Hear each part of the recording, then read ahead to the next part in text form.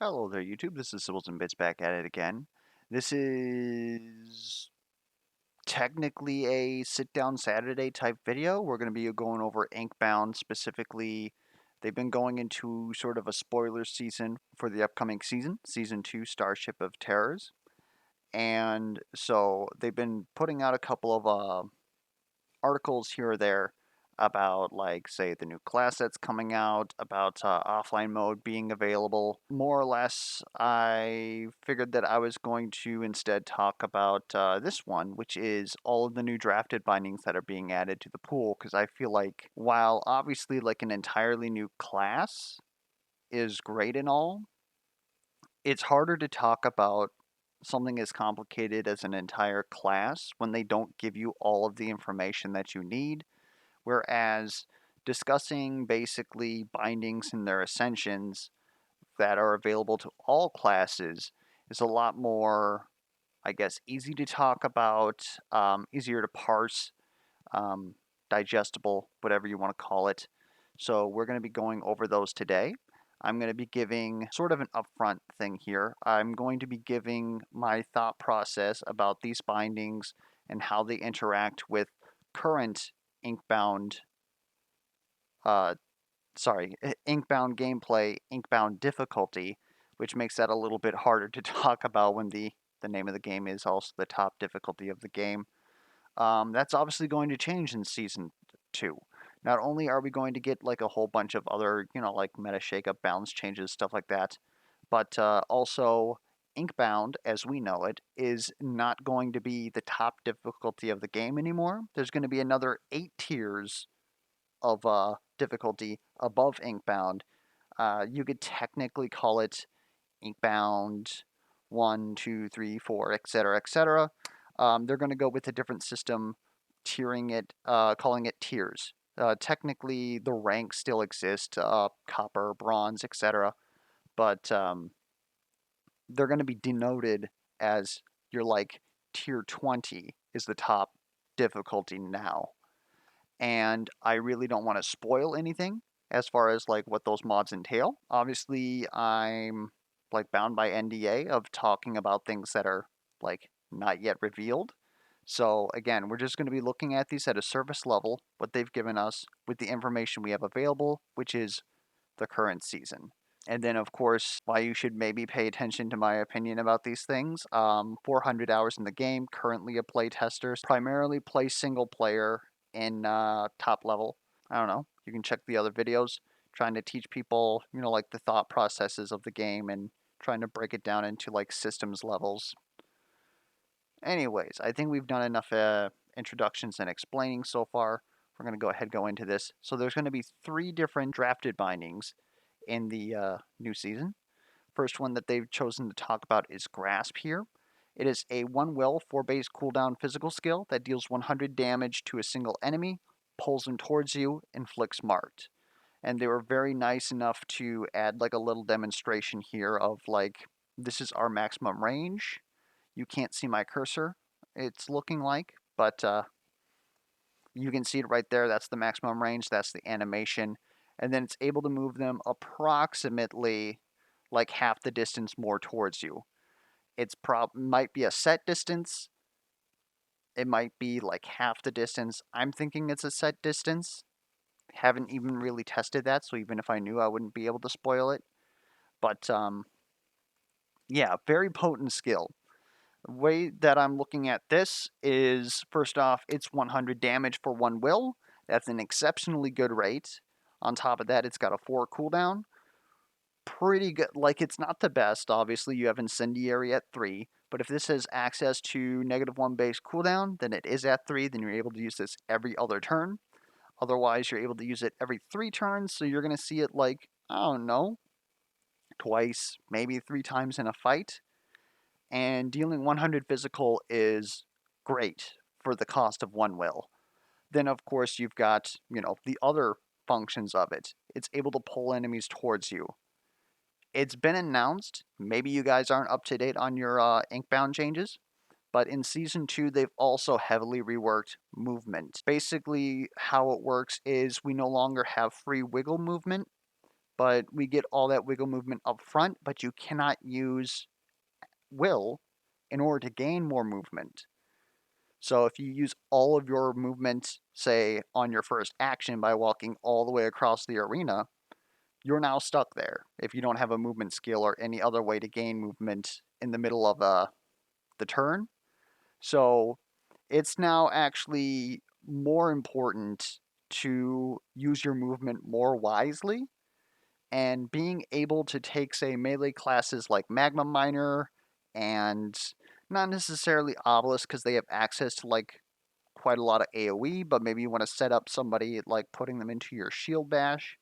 So then you go ahead, you pull someone in close to either knit people together or just pull in a single person away from a pack for whatever reason you might not want them there, and bring them closer to you so that you use less movement to attack them. And it deals, again, very decent damage in the interim.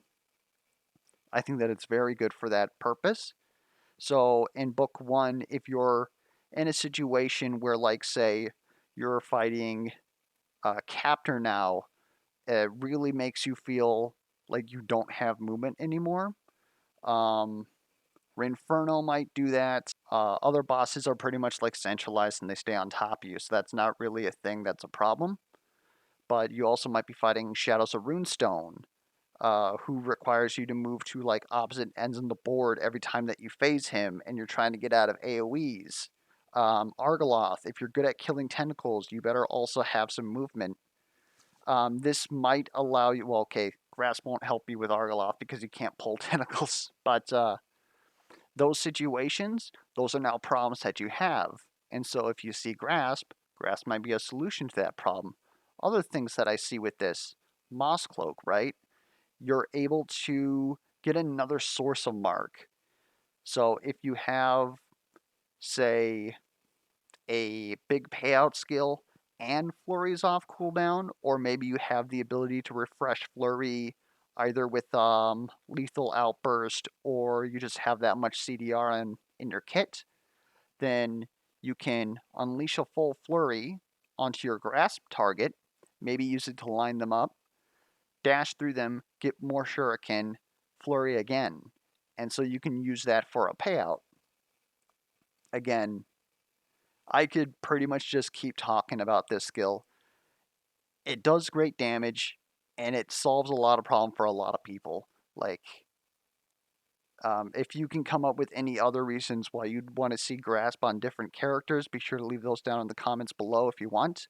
But it's just an all-around good skill, which is, again, part of the reason why I really like Incendiary. It's able to kill trash, and it also supplements into like dealing damage to like heavier targets, bosses, heavies.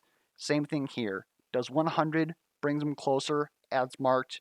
If you got good single target, it's now even better. Mark is in the same multiplicative bin as damage resistance. So if for whatever reason you wanted to kill a burrowing worm on a turn that it's burrowed, this technically offsets that. It's it's really good. You really don't have a lot of situations that can reliably put marked on something if you're not a Moss Cloak. Anyways, then going into the Ascensions, Envelope just makes it a wide cone, so you're able to, use this on a bunch of enemies to corral them up. So then if you have like medium-based AoE like Jinx or something, then they're all marked. You're able to lob it on top of them afterwards. Incendiary is pretty good for that. A whole bunch of class skills are good for that. It just adds AoE to the skill, which, considering that it being single target is one of the skill's weaknesses, it's pretty good. Harpoon doubles the base damage and then adds plus 100% critical damage.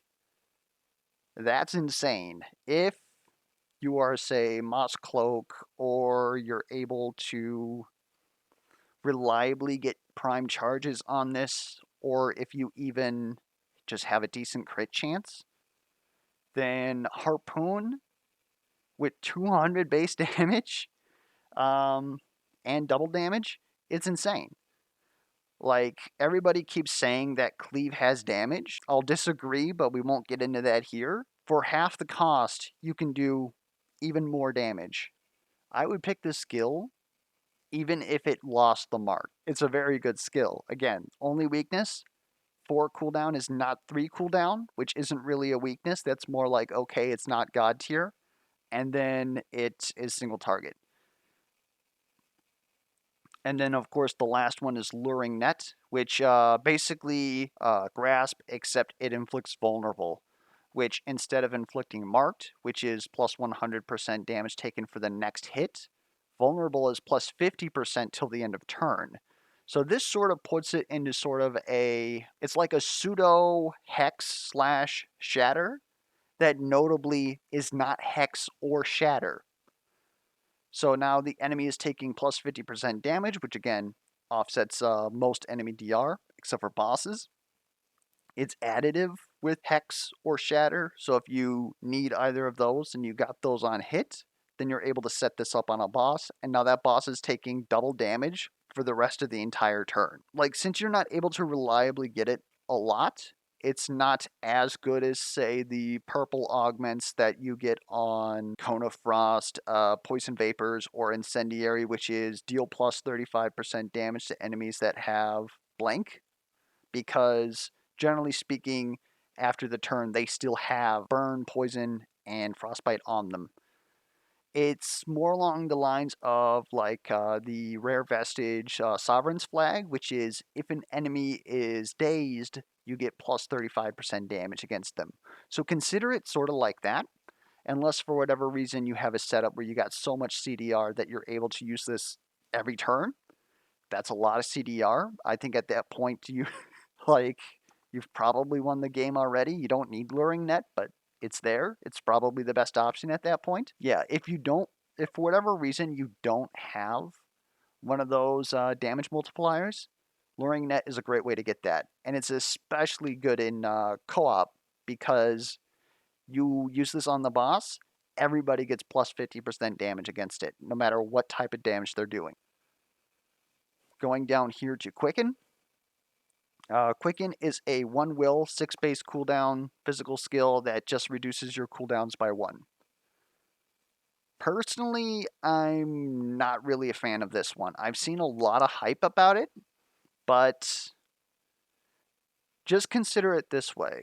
So it's a 6 cooldown, meaning, okay, take a look at how many times you use Cleave in a fight. 6 puts it at you will use it every 3 to 4 turns without assistance. It costs a will, and then it reduces all cooldowns by 1.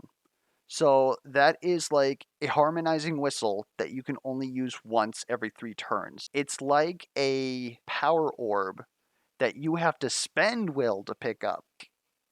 This is my problem with stuff like Restoration, Shield Wall, and even Cultivate. A skill should be good enough at a base level for me to want to pick it, and it needs to solve a problem. Whereas this is more of a combo piece, and it doesn't really do anything. Like, even After Image gives you evasion so that you take less damage, and primes a critical charge so that then you do more damage. Now, obviously, not recently, it's been a while. One of my last videos that I did before I took an Inkbound hiatus was about the power of cooldowns and why I take Will Thief. But that is choosing to lose a will to not lose the cooldowns that I already have, as opposed to choosing to spend a will to gain more cooldowns. I hope that makes sense. Personally, I feel like this skill is going to live or die by whatever augments it gets, which we'll see how those work on the launch of Season 2. But otherwise, it costs too much. The cooldown's too high, in my opinion. Instead of reducing all my cooldowns so that my cooldowns that I want to use deal more damage more often, which is my average damage per turn, I could instead have a 1 cost skill with usually a lower cooldown that deals damage to increase my damage per turn. That's my opinion about it. And then they show like how it works here. But one thing to note here too, and I think this is something that a lot of people aren't understanding. If you look at the first image, sorry, let me allow you to see both images. If you look at the first image, his 5 is Quicken. And then they use it, and then they're at cooldown 6. One thing that I think a lot of people are noting when they're looking at the skill is that normally, very good point is After Image. After Image has an augment that says reduce the cooldown of the highest bind, and it's a cooldown 6. So it's most likely, unless you have Cleave on your setup, going to be the highest cost binding. So what actually usually happens is it just hits itself and reduces its own cooldown. So it's like another -1 base cooldown. They talk here somewhere about how they're trying to, like, they're noting that they're trying to go out of their way to prevent infinite combos. This skill is hard coded to not hit itself, especially with Expedite and Hasten. So if your idea is that you're going to use Expedite, which is 0 cost, and then you have something like Exemption, or you just go ahead and only use Expedite so it's the only skill on cooldown, it cannot hit itself.